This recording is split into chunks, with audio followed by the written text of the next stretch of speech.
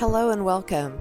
You are listening to the Gay with God podcast, a safe place for us to share our stories and support one another. How long did we know? What challenges did we face? Did we lose our faith? When did we find our way back home? Or are we still searching? The stories you hear on this podcast will melt your heart and strengthen your belief that in God, all things are possible, and you can be authentically gay with the God of your understanding. I am your host, Midge Noble, and I am very honored that you are here. Hey, everybody, and welcome back to the Gay with God podcast. I'm so excited to have you with us again, and I appreciate all of your support in sharing and streaming and subscribing to this podcast. Today, I actually have a guest, and I'm so excited. I know y'all have heard me about 3 times or more in a row, and I love doing that too. You know, I love showing up for you guys, but I really love having guests. And today, we have David Reddish, who is the award-winning writer behind the novels The Passion of Sergius and Bacchus, and the Sex, Drugs, and Superhero series. He is also a noted entertainment journalist, having written for such publications as Wealth of Geeks, MovieWeb, ScreenRant, Queerty, and Playboy. Reddish holds his degree in film studies from the University of Central Florida and resides in Studio City, California. And today we are going to honor David's story of The Passion of Sergius and Bacchus, because this is the 10th anniversary of this novel. It was first released in 2014 and nominated for the Lambda Literary Prize, which, if you guys know about that, that is like a premier award to be nominated for, and it is amazing that you got on that list. And so I am so happy to have you, David. Welcome to the Gay with God podcast. Thank you. It's such an honor to be here. Thank you for that awesome introduction. I feel all flushed and embarrassed. Well, and let me just say that first, I do want to honor your personal story, but when we get to your novel, I want to just point this out first for guests, is that please read the introduction to this novel. You have to read the introduction, because the heartwarming journey that David took before writing this book, and I mean, talk about being called by the Holy Spirit and just being pulled into doing something that you might feel like, what's that word I'm searching for? An imposter. It's like, how can I possibly step up to do this when I've been hanging out with like superheroes? But you really, seriously, you were definitely supposed to do this, and so that's later on. But right now, I do want to just put that, I didn't want to forget to say that, because the introduction was absolute. I don't always read introductions, but I'm glad you read it. The introduction's new and part of the 10th anniversary edition. That was part of the original printing. So, well, yeah. You nailed it, and you broke my heart with what you went through and how it happened. So there you go, guys. Spoiler alert, read the introduction. So David, let's start with your own personal story. Tell us your story. Okay. I grew up in a very rural town in Illinois, about 70 miles south of Chicago. It was the last town before the Indiana border. I think we were 2 miles from Indiana. Population 2,000. It's called Momence, Illinois. Noteworthy for being the home of Janet Hubert, who is the original Aunt Viv on The Fresh Prince of Bel-Air. All right. And they also shot Fargo season 3, I believe. Season 3 or season 4. They shot that on the streets there. But growing up there in the 80s and the 90s, it was a very Christian area. I don't think I met anyone that the closest thing to someone outside the religion would have been a Jehovah's Witness, who would have, Jehovah's Witnesses say they're Christian, other Christians say that's open to debate, but it was a very Christian area is the point. We had the nearby Olivet Nazarene University, which was a Pentecostal Nazarene university, had a huge presence in the community, a huge influence on the community at large. And I was raised in the church. I was raised Methodist. I was an altar boy, or acolyte, as we called them. And I grew up in a very religious household. I was raised on Dr. James Dobson, a name that will be very familiar to you and your listeners as well. My mom read his Adolescence book to me, which I'm recovering from that. I guess we'll talk about that more in a minute. But It was a very Christian time, and I was someone that always embraced faith. I was pushed to go into the ministry at various points, not so much by my folks, but by other members of the community. I gave my first sermon, this is true, at 7 years old. And it was a co-sermon with our minister, but he asked me to speak for part of it. I gave my first solo sermon at 12 and was very involved in the church and very involved in religion. And I've always been fascinated by history and religion anyway. So all of that was very difficult to reconcile as I started to notice this other feeling within myself where I really liked looking at other boys. It was always there. I never, there was so little talk of homosexuality in our church, right, that it never even occurred to me that I could be gay myself. It was just, oh, everything you feel, you're normal. Why not? When in reality, it was the furthest thing from normal. I came out to myself, I think I figured out it was a week before my 18th birthday, 2 weeks wow. birthday. And then I came out publicly my first day of college, which happened to be my 19th birthday. Exactly. So it was a bumpy ride from there. A lot of the people that I knew came from very religious backgrounds, or just the general homophobia of the time, I think had an effect on people. It was certainly true for my folks, who are great now, but it took a few years to get there. And it was a scary, terrible time hearing from relatives, oh, if you're gay, you're going to hell. If you're gay, God hates you. You're sick. You're all the nasty things that the right wing still likes to apply to LGBT people too. But through all of that, I don't know that I've ever said this to anybody before, but I had a dream. So the night I sort of realized who I was, I had a dream where I kissed a boy. And I woke up and I was the most depressed I'd ever been in my life up to that point, and I could not figure out why. And so I did a lot of praying, like down on my knees praying, just tell me what this means. Is this really who I am? And God revealed that to me, and which then, it wasn't that I had a problem accepting it myself. What started that day was the journey of understanding the role of queer people in Christianity, and why some people are so cruel to LGBT people within Christianity, why others are so accepting, and where, if you actually sit down and you dissect the Bible and you dissect what Jesus is saying and what Paul is saying, how it's something of a complicated issue, but probably nowhere near as complicated as people want to make it out to be today. So I never wavered in my faith. I'm happy to say I'm still a Christian and a spiritual person today. And Sergius and Bacchus was part of that journey for me. Yeah. Well, it's very unsettling that we haven't come any further than we have with the church and with their understanding of the church.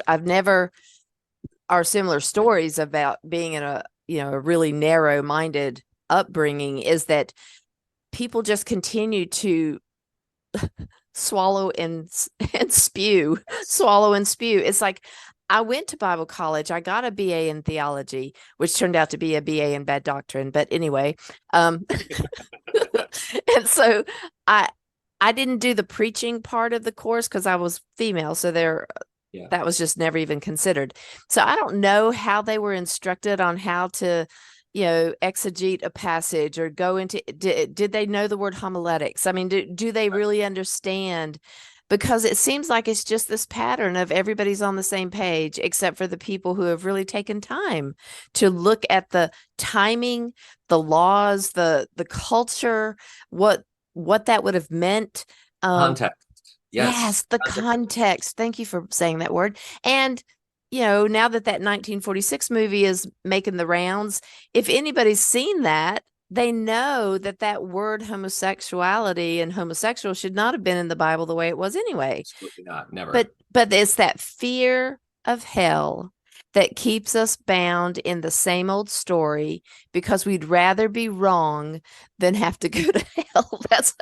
I think you're right about that. It's also, Paul writes about this quite a bit. It's also other attitudes that you insert these other biases and other attitudes that are cultural. They are not religious based. They're not based on doctrine, but you apply them to the faith and you insert them, whether you're conscious of that or not, into your interpretations. And so, Paul writes about you've got to get it, what I forget the actual verse right now, but it's think with your heart, not with your head. It's like forget all the social norms that and just let love be your guide. What's amazing to me is the number of Christians that take that passage out of context and apply it in such a way that it is actually meaning the opposite of the way Paul intended it. Yeah. There's a lot of that, and this is probably going to keep coming up as you and I chat today. But yeah, well, probably so. And I think, like you said before we even got on air, is that the times that we're in right now, it is so. I've seen a lot of people, even though they have great faith, I mean, living in fear, myself included, not because I fear that God won't sustain me through bad times. I just don't want to go through them. No, does anybody really want to go through them? I mean, maybe no, I don't. Nobody really wants to, and I think there is always the fear of, God, please just, I'll do whatever you want. I'll be more zealous in your message. I'll persecute the people you would hate if that means I don't have to go through the nasty stuff. I'm not really sure that God is a negotiator in that way, but that's not going to stop people. No, it's not. And so I think that, for the purposes for today, I'm just glad that you got this book written, and I don't know when it will be banned, but I'm pretty sure that both of our books will be banned at some point. I'm told there are Reddit threads condemning the book. Friend of mine read it and he said, I think they're condemning your book. And I said, I'm not going to read this. I don't. That's right. I don't give to damn. There was a meme that went around not too long ago that says, live your life as if your life could be banned. And I'm like, okay, so I think I'm already there because right. I am my brand. I am Gay with God. That's my business. That's my book name. I mean, everything else. Yeah. My life is banned. Okay, fine. Yeah. All right. So since you wrote the book, how did your family, and I mean, I know how one of your friends talked about it, and that's in the introduction. I will not speak of it. So you got to read the introduction.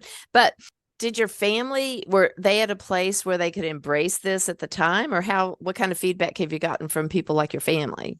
Yes, they were very much in a place where they could accept the subject matter. Okay. They had never heard of Sergius and Bacchus, and in my experience, most Christians have not. Right. They've fallen into obscurity, except for maybe the Eastern Orthodox Church. But in the United States, we're Catholic and we're mainline Protestant, and that's kind of it. The Orthodox Church is not as large here, and even then, I don't know that in the United States they discuss Sergius and Bacchus that much within the Orthodox Church. I think the bigger challenge when I told people, I'm going to write this book about these two obscure Christian figures, people thought I was crazy because they didn't see the commercial value in it. And because it was only my second novel and it was very, very different from my first. And indeed, that was a doubt that plagued me when I felt like when it became the story, I decided, okay, I have to do this. The idea was always, am I out of my mind for even trying? Like, what business do I have telling some kind of historical epic? What qualifications, what skills do I have? But I guess I'm a really arrogant, headstrong person because for good or bad, because my attitude is always, okay, if this is what I say I'm going to do, I'm going to go do it. And it's going to be great. It's going to be terrible, but it's going to get done. And there you go. So I think people, at that time I was, as you've alluded to in the introduction, as I talk about, I was going through a really, really bad time professionally and personally. And I think the greater concern from friends and family was not, are you capable of doing this? It's, are you wasting your life?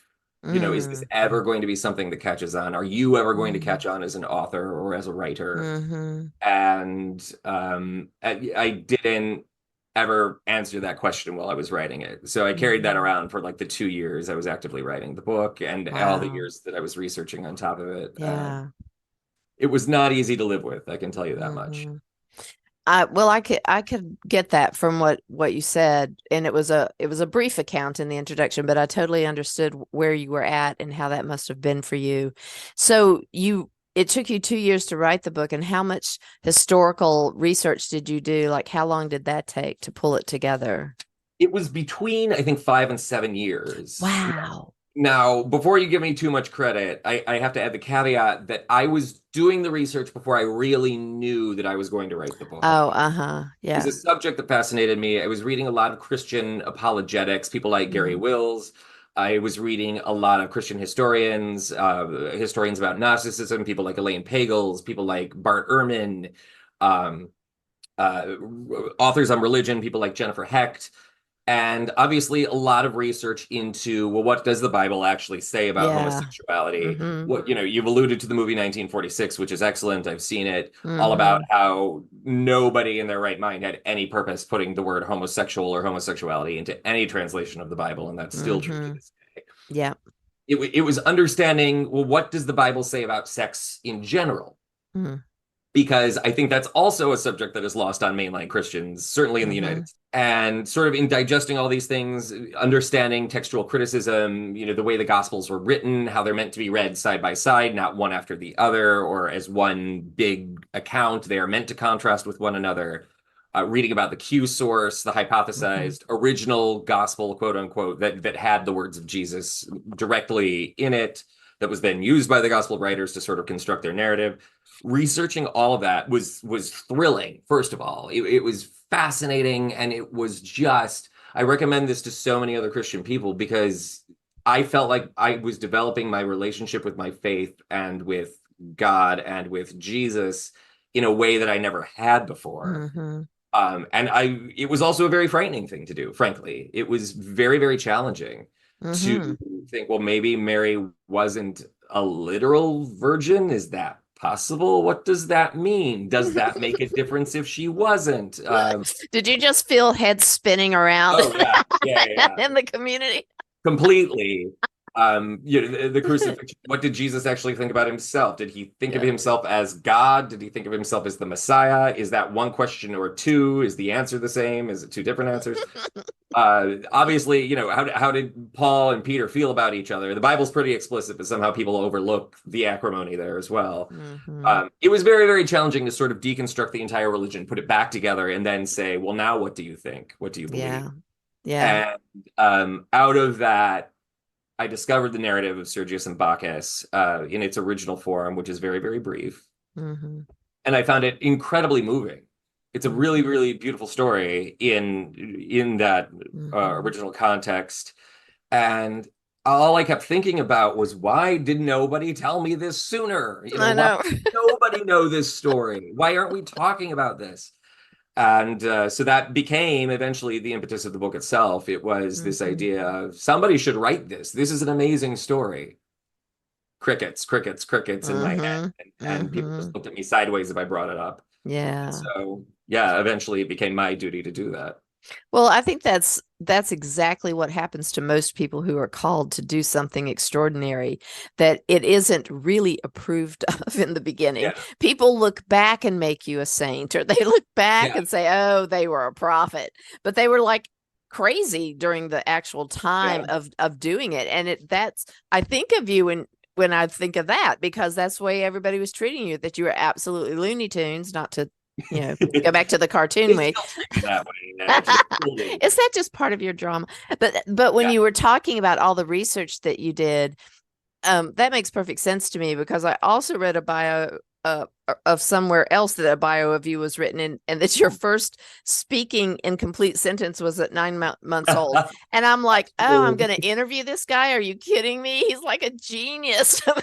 I promise I'm not. But you don't have to be a genius, really, though, to look into the Bible and to read different things and figure something else out. I mean, some stuff is really heady, but other things are really clear. And it's important for all of us to challenge the messages from our past and what we've been taught, because some of that really was people just repeating other people, and nobody took the time to really step into the fear of whether or not there's a heaven or a hell, and might I go there, and just let the Spirit guide you, because it is all about love.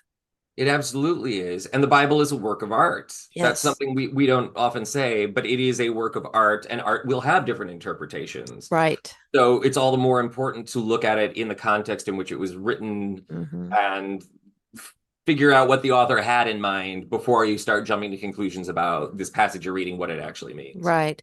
And that there were certain people who decided to canonize the Bible Oh, and to yeah. make it, to form it. And I just did a sermon because I'm in a lay preaching initiative, so I'm practicing. And I just did a sermon on Mary Magdalene, who is now my heroine. And Yeah. of all the things that she went through, you know, because she was maligned and a little bit misinterpreted. And the demons that they thought she had might have been things like greed and envy and slothfulness. It might not have been actual demons. But yet she was called to do something extraordinary. A woman was called to be the witness to the resurrected Christ, and then commissioned to go to the apostles, which made her an apostle because she went and proclaimed the good news. So it's like nobody talks about that. She's Yeah. just a penitent whore. She Right. got saved.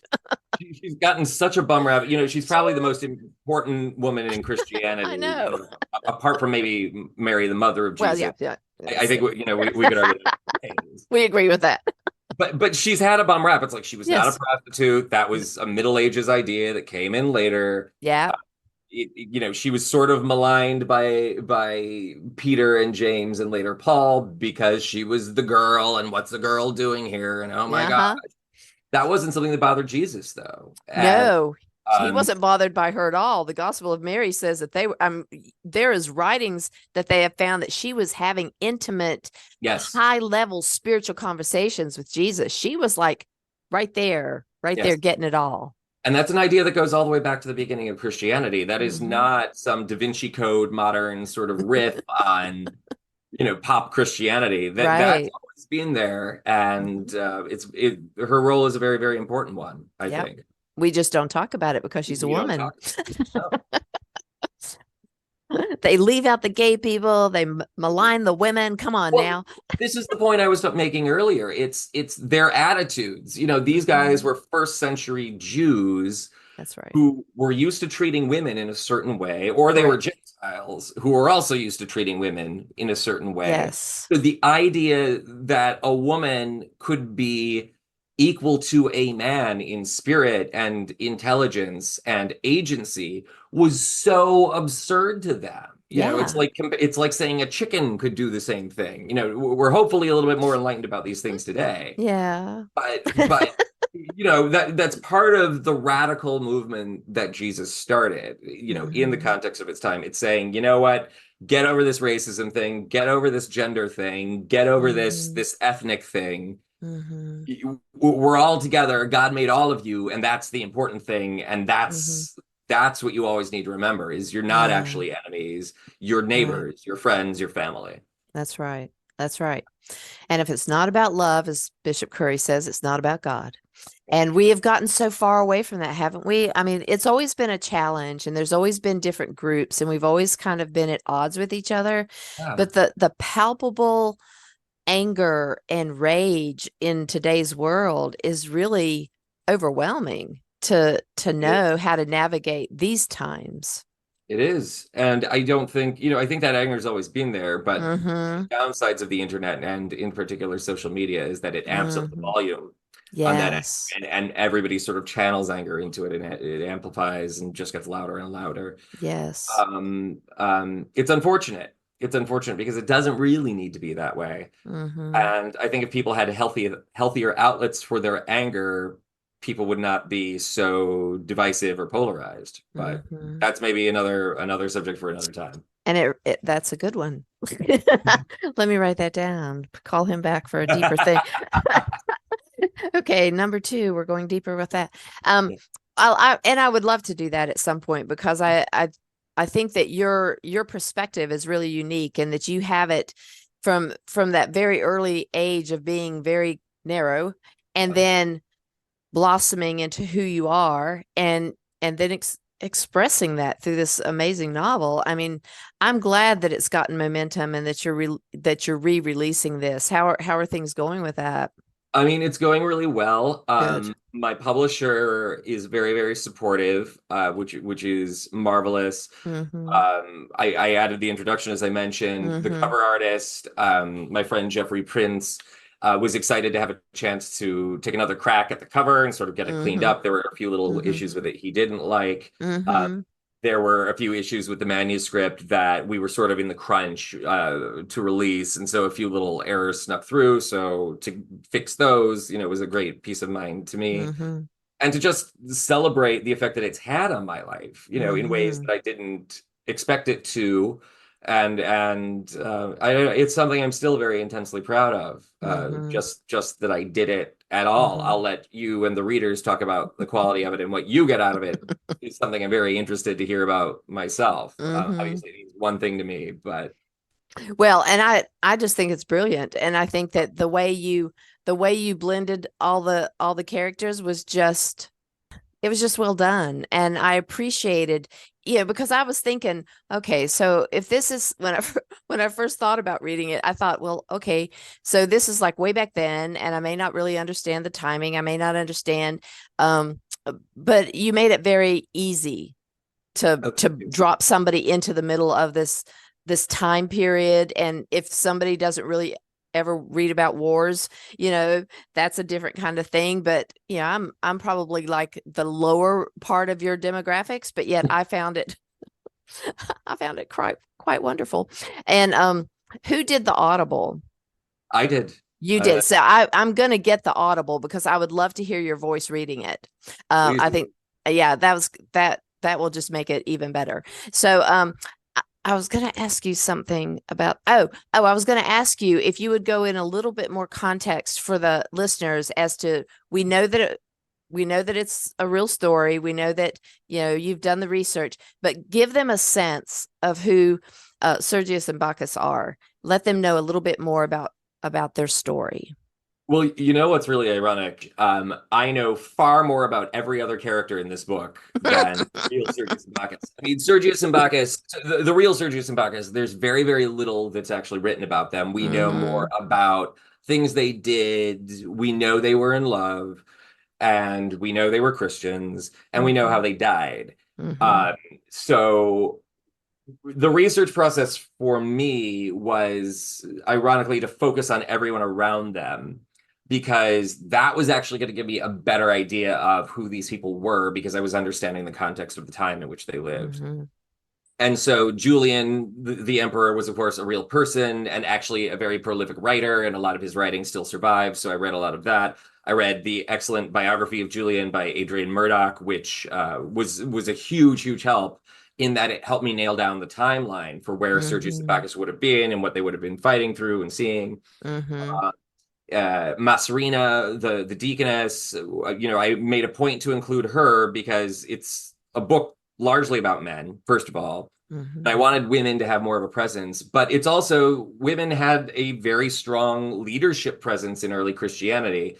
And that was something that, as Rome was beginning to devour Christianity and convert, that was something that went away very, very quickly. So Masserina was Mm-hmm. kind of one of the last original church leaders.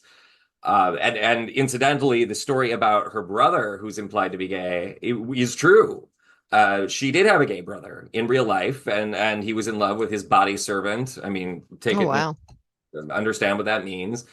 So I didn't have to invent any of that. For me, the biggest inventions were creating characters that would be curious, in that they would explore Christianity. And that, I think, was probably born out of my own exploration of Christianity. Mm-hmm. And people that would be desperately in love. I kept coming back to this idea of, at what point are you so in love with someone, romantically in love with someone, that you are willing to die for him? Mm-hmm. What at what point are you willing to die for your faith? And so the entire story and the creation of Sergius and Bacchus, the characters, for me, was a meditation on what is faith. Really, Mm-hmm. this whole story and everything in it is about faith. It's about faith in your country. It's about faith in your friends. It's about faith in your God, faith in your religion. It's about faith in your lover. It's about faith in yourself.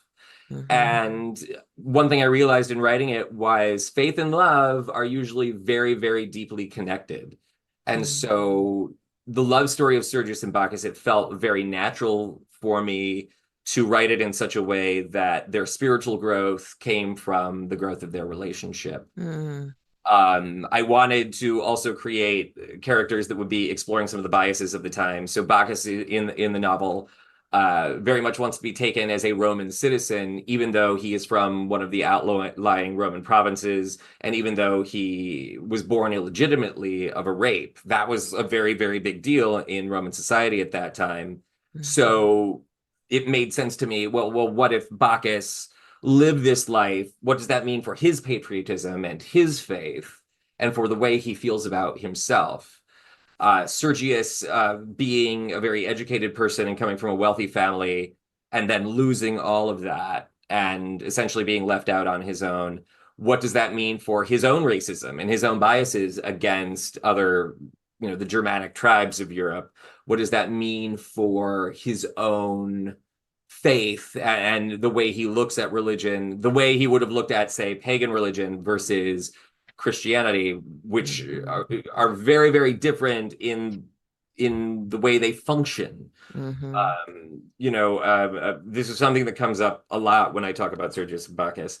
The idea of what makes Christianity unique, what makes it, interesting in the grand evolution of religions around the world. One of those elements is the idea that it's less about lifestyle and it's less about doing stuff, right? Like if you're pagan, you have to pay tribute to the emperor, you go to the orgy at the Temple of Venus, you observe whatever feast, and then you go home. If you're Jewish, you keep kosher, you obey the Mosaic law. But then if you go to your priest or you go to your rabbi and say, dude, Zeus, like, is he real? Like, are you expecting me to believe this guy lives on a cloud above Mount Olympus? And like what in the world sense does that make? And the priest would go, it doesn't matter. Just, make sure you keep up with the stuff. Yeah. You get to Christianity, and suddenly it's not about stuff. It's doing stuff. It's not about the festivals. It's not about the tributes. It's not about lifestyle.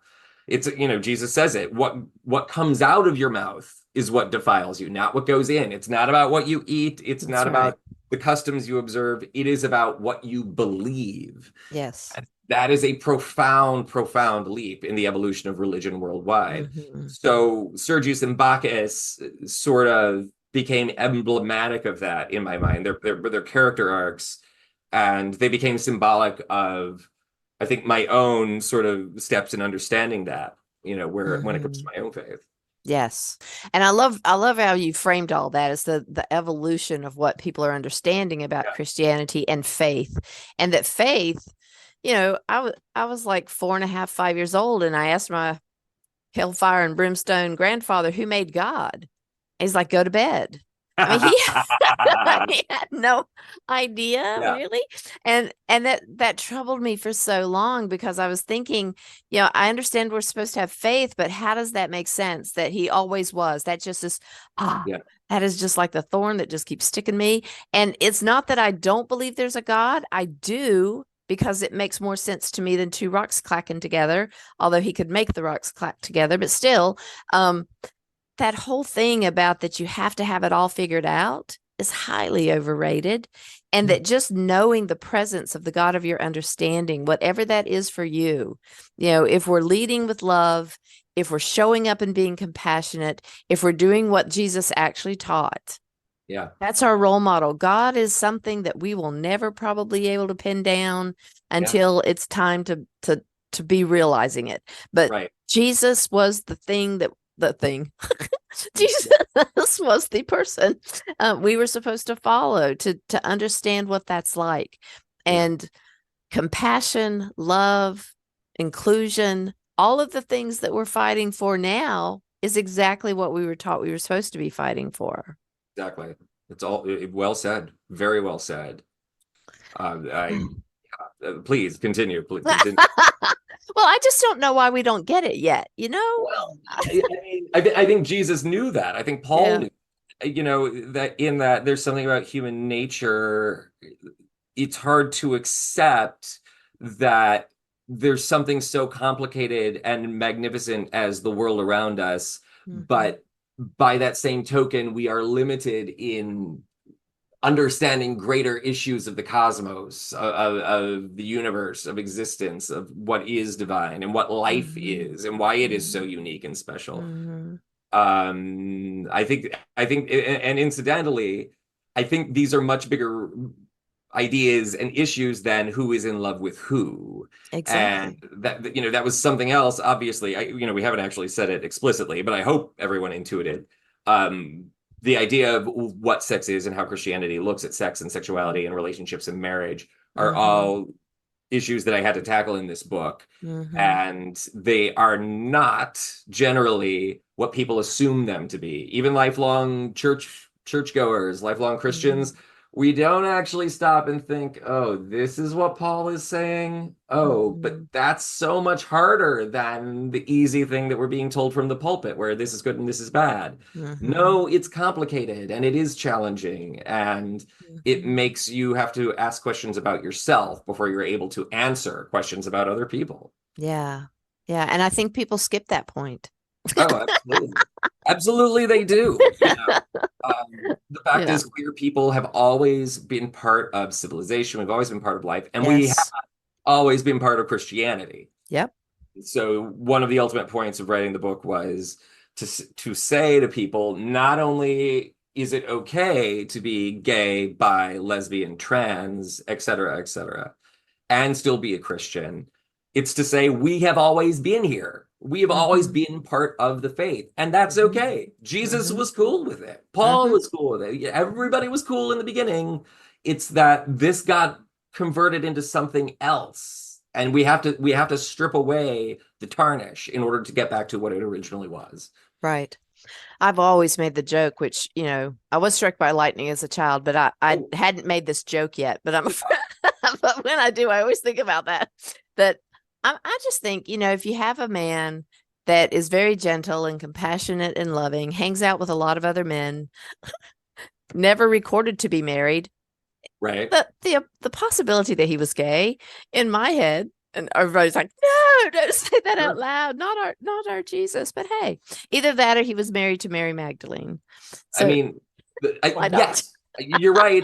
And when people say, well, he obviously couldn't have been gay, he could have been married, I always come back to, why does that matter so much? Yeah. Would Jesus say that matters? He wasn't discriminating against single people or married people. He wasn't discriminating against men. Right. That's right. Why does this matter to you if it doesn't matter to him? Well, but if they think Jesus is white with blonde hair and blue eyes, then they certainly can't have him be sexual. That's just it would blow their minds. Right? This is a first century Palestinian Jewish person. He was not lily white the way that, frankly, I am. You can see my spleen. He would have been a dark-skinned person. Yes. And you know what's crazy about that? I have had this conversation with Christians, with very devout Christian people, who get very uncomfortable and upset if I say Jesus was not white. I know. They go out of their ways to say, oh, well, the people of Israel today are white. And it's like, well, not all of them are. Some of them have European lineage, and some of them don't. Right. And by the way, Israel, which was founded in the 1940s, by European refugees, did not exist that way in the first century. Palestine was not like that in the first century. And so it always comes back to, why are you hung up on this? That's right. That's the harder questions. That's the harder question we have to ask ourselves when we hit a wall like that. Yes. And the harder questions are, why can't we learn to be loving and kind and get through this and stop all this mucking around? Absolutely. Yeah. Absolutely. When I was getting ready to do the Mary Magdalene sermon, the priestess intern with that, she said, and just remind people that she didn't have red hair or pastel skin as is on the candles. Apparently the people think, oh, Mary Magdalene had red hair. From where? Did they dye their hair back then? I'm not sure. No. I'm sure that's another Middle Ages European thing that got stuck into all of this. And most likely. We are in great times, aren't we? Great times. So what other irons do you have in the fire? What are some other things that you've got going on that you're, besides the, like you have not enough to do for the 10th anniversary of your book, but I'm in the process. So I just had a new book. It's called The Wrath of Comic Con that came out in March, and we're Nice. working on the audiobook right now. Okay. My part is finished happily. I've recorded the whole thing, all of my Yay. narration. So that's in mix, and it will be coming out later this year. Okay. Next week. So actually, around the time that your listeners are getting this episode, Mm-hmm. I will be at the San Diego Comic Con. I'm announcing my first graphic novel with the queer Yay. artist Joe Phillips. It's called Yay. Bitch Core. I'm very, very excited. Hopefully, we're going to be able to, announce a publisher next week. Also, Okay. I've been working on that this week, going through the script and tweaking some dialogue and going through his pages, which about half of it's drawn, and it looks just amazing. It's so exciting to work on something Oh. different. And I'm also right now working on what it's great we're talking about this because I think I'm working on a new book that could be considered to be a prequel to the Passion of Sergius and Bacchus. Ooh. Sorta. Okay. So I'm fascinated by an Egyptian pharaoh called Akhenaten. Mm. If you or your listeners are unfamiliar, he is considered to be the first person to found a religion in human history. Wow. In that we can trace this back to a single person. Obviously there were other pagan religions, but we don't really know. Those were not really started by one person. They kind of grew out of folk stories and were started by groups, Mm-hmm. right? In the Mm-hmm. case of Akhenaten, he started a singular religion, and it was the first monotheistic religion in history.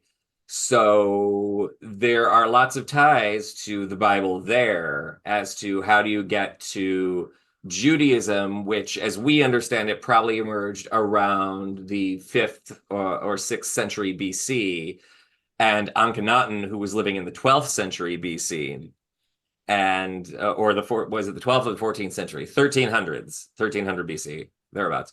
How do you get from one to the other? Is there a direct line or not? And one thing I'm starting to see in my research is there is a very direct line. And I would also add Akhenaten is a very controversial figure because he was erased from history until the 19th century. We didn't know he existed. Hmm. And the statuary of him that we have found, the hieroglyphics and the statues that were actually purposely hidden by the Egyptians, they did not want anyone to find these, depict him with very curvy hips, thick thighs, a distended belly, and full breasts, full feminized breasts. And he has Wow. very, very long, lanky kind of limbs and sharp eyes. And there are lots of theories as to why, but there's at least some anecdotal evidence to suggest he was queer. And Mm. that iconography is somehow indicative of his gender identity or of his sexuality or of the fact that he may have been intersex. Mm-hmm. Mm-hmm. We don't really know for sure. Mm.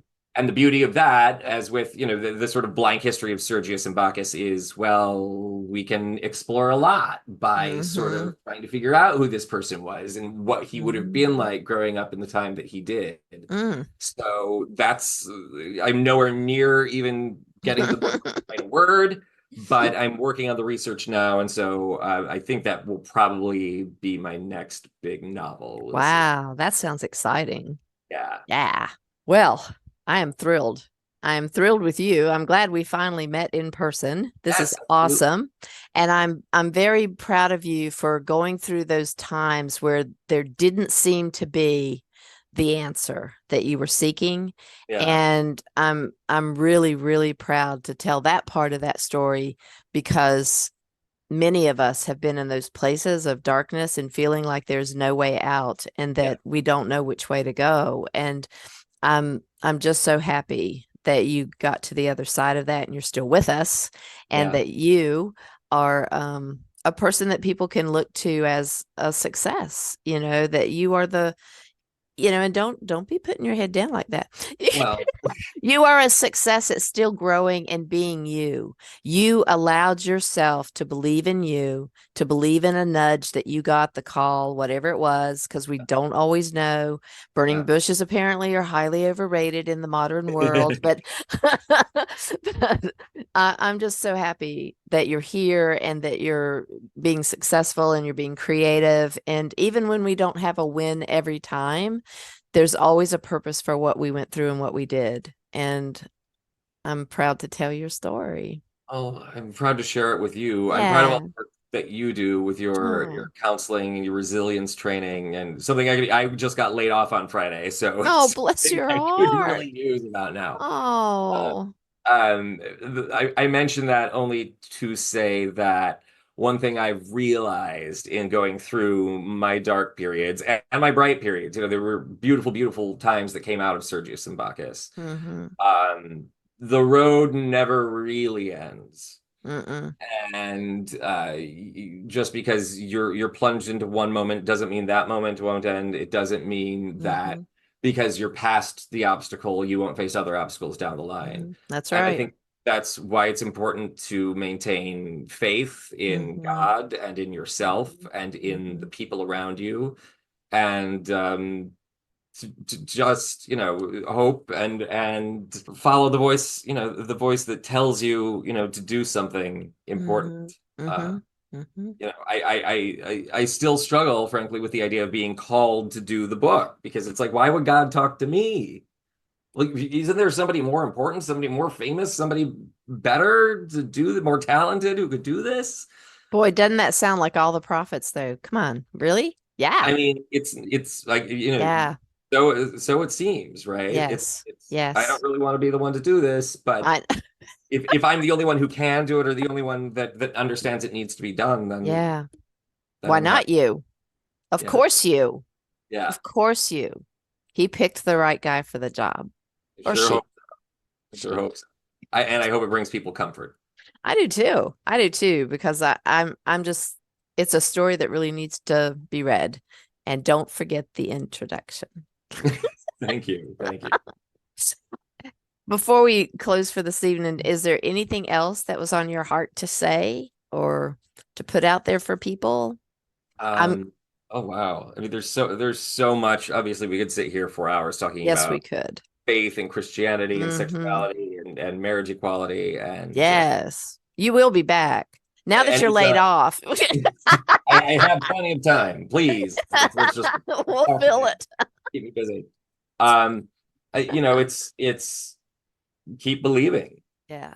It's keep believing, and I hope, in everything I do, whether it be books about Comic-Con, or books about Roman soldiers in love, or books about Hmm. witches fighting in World War II, or books about a non-binary pharaoh living in Yep. 1300s BC. The point, I think, that I always make, consciously or otherwise, is keep believing. Hmm. And if that can't sustain you, then I don't know what else can. Yeah. Amen. Thank you so much for being here today. You. And I can't wait to have you back. We will go deeper later All right. in some way, I'm sure. All for it. So I also want to thank you listeners for sticking with us through all of the times that we've been on here, that you just keep showing up, and I appreciate it. Remember to check out the Facebook group Gay with God, where we do a monthly group entitled My Faith Journey. And remember that if you need support through your coming out or faith journey, go to the show page at empoweredmidge.podbean.com, scroll all the way to the bottom, and see how you can connect with me. And I did get to the wild goose. I did get really super hot. And I was grateful I had to leave early to go meet the bishop at the church on Sunday. But it was a wonderful event. Flamey Grant was there. I got to see Flamey in a pop-up podcast. They were doing, we were all streaming our podcast, and then we had a pop-up booth, and Flamey went there, and I got to get my hug. Then I left early because it was too hot. So I'm just so white, and I can't handle the heat. But anyway, so that podcast that I did live at the Goose will be coming up in the next couple of weeks whenever they get that to me, so I can load it up. And as always, remember that you are important to me. And if you are feeling that life is too much to handle, there is a thing on my website that talks about having a visit with me. And that is a free conversation in case you need to reach out and just kind of ground yourself a little bit. I offer that for free.